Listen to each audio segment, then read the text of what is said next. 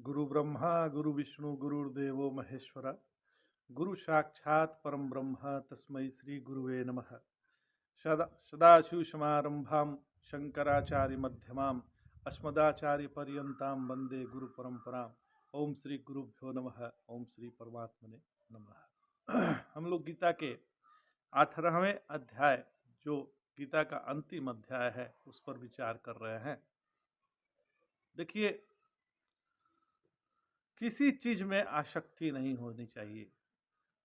आसक्ति यदि रखना ही है तो भगवान में रखना चाहिए। यदि हमारी आसक्ति भगवान से अन्य में है तो हमारा मन जो है एकाग्र नहीं है।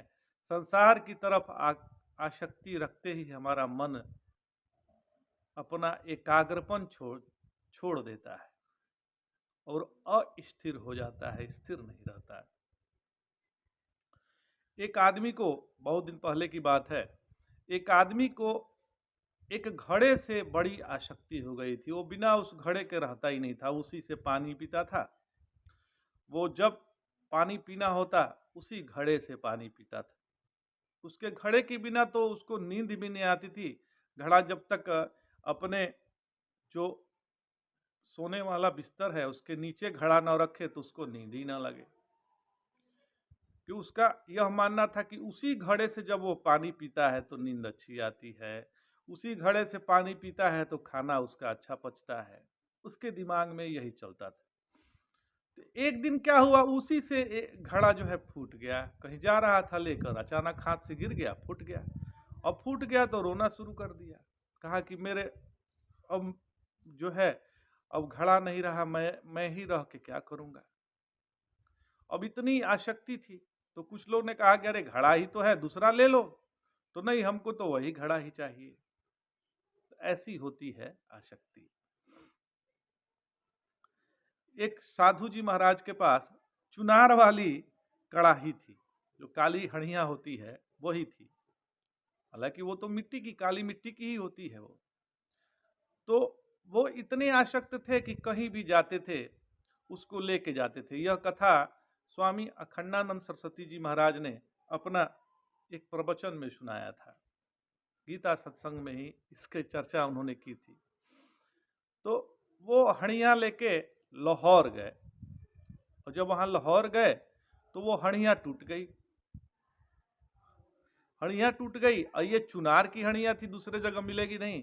तो अब वो कहे कि मैं तो उसी हड़ियां में खाना बनाया खाता हूँ। और वो चुनार वहां से, लाहौर से गाड़ी रिजर्वेशन करा के चुनार आए। फिर वो हड़ियां खरीदी 2 रुपये में, और फिर इतना भाड़ा लगाकर फिर वो लाहौर गए। ये होती है आसक्ति। आसक्ति ऐसी चीज है जिसमें अपनी शक्ति, यदि वो ना हो तो अपनी शक्ति हरास होने लगती है। यही आसक्ति है। तो बोले कि भगवान कह रहे हैं है तुकम, मतलब तुम आसक्त न हो। फिर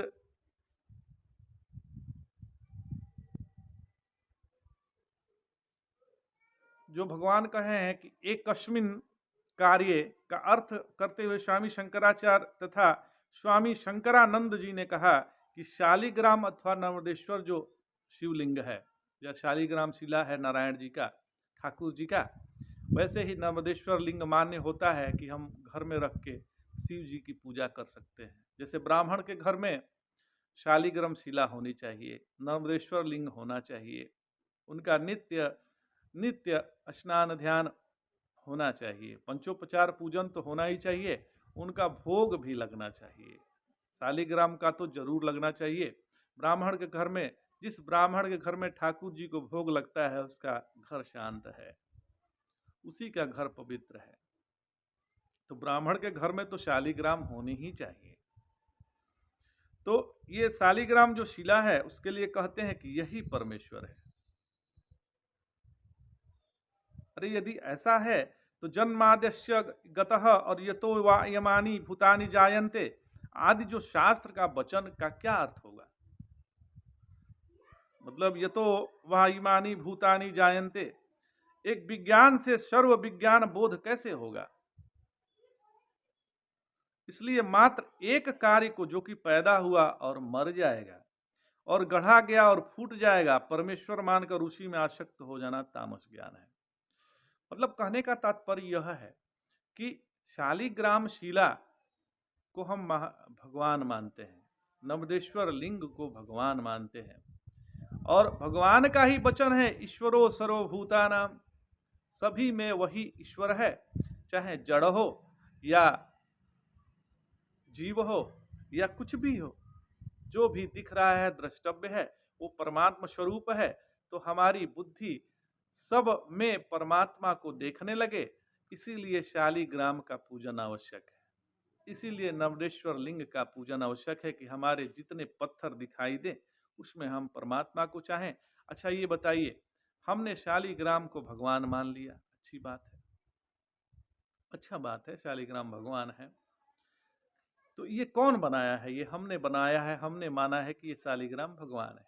वैसे ही जो भगवान ने जिस मूर्ति को बनाई है, इस शरीर रूपी मूर्ति, इसमें भी वो प्रतिष्ठित है, ये भगवान क्यों नहीं हो सकता है?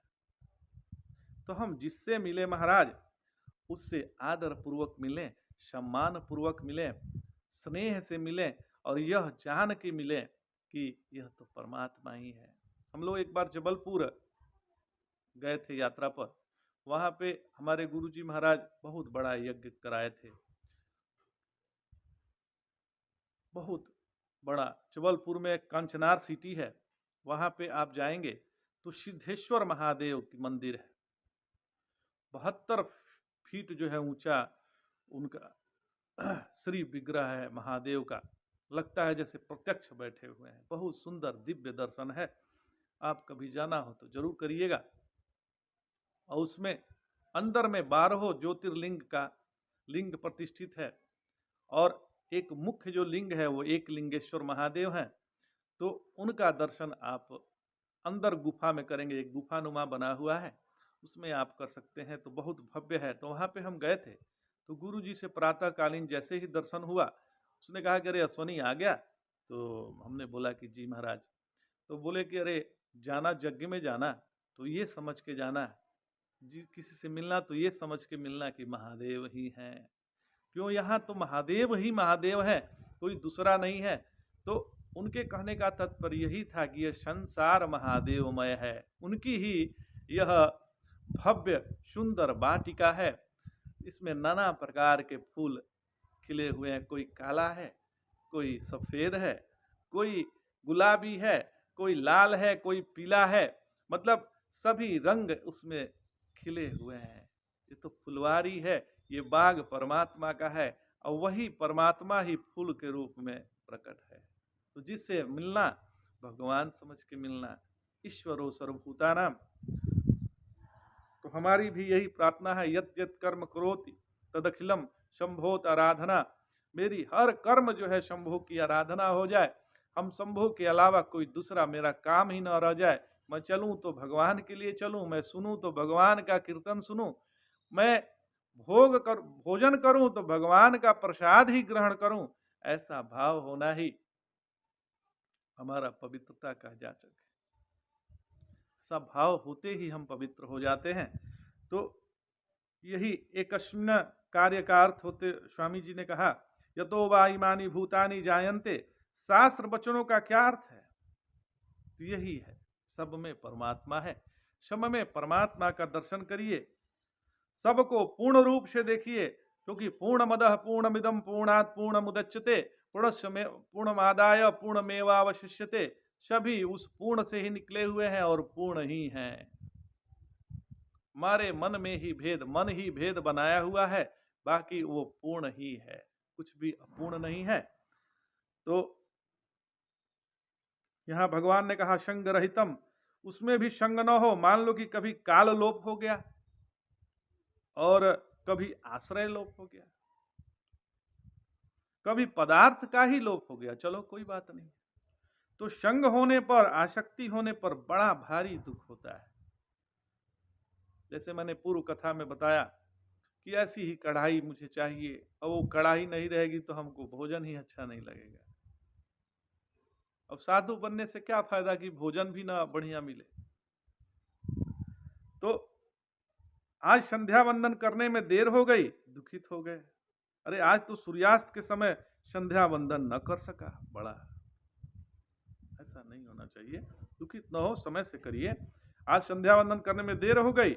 इस प्रकार नित्य कर्म में इतनी आसक्ति भी नहीं होनी चाहिए। नित्य कर्म आवश्यक है, लेकिन ऐसे आसक्त न हो कि अपने को दुख पहुंचाए।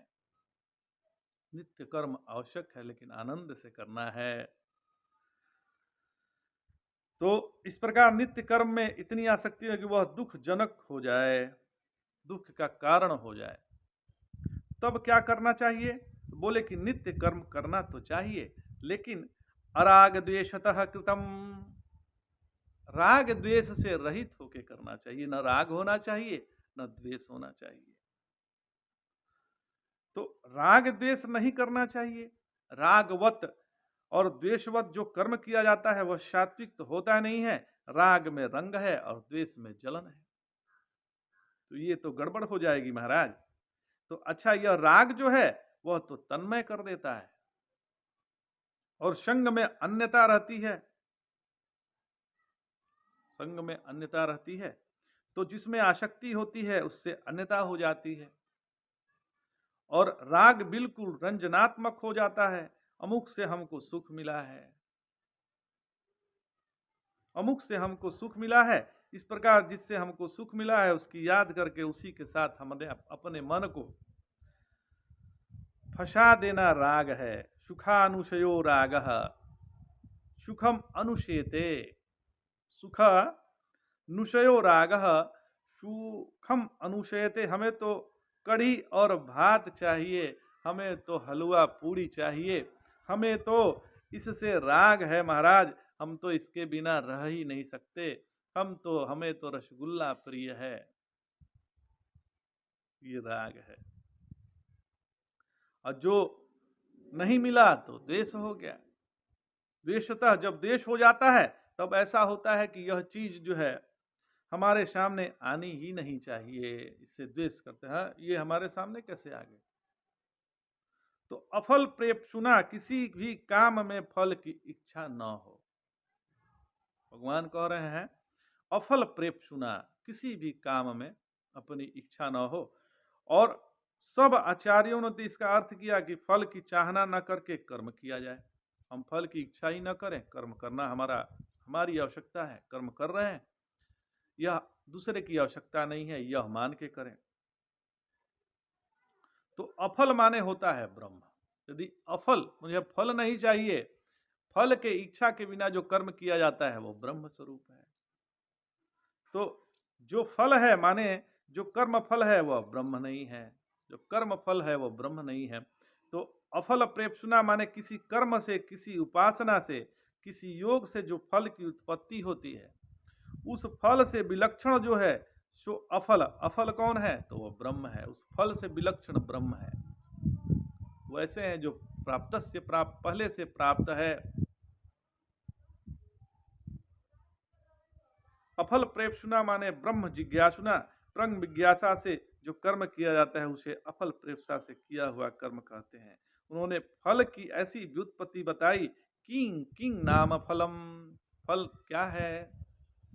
फल क्या है? बोले कि फलम विषयत मीयते यत, फलम विषयते मीयते यत।